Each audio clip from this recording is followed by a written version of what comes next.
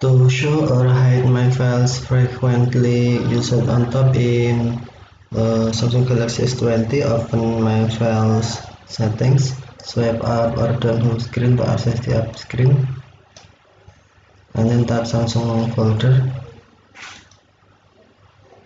select my files,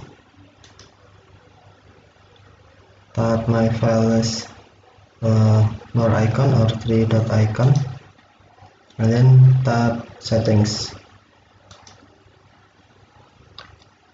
scroll down my files settings screen,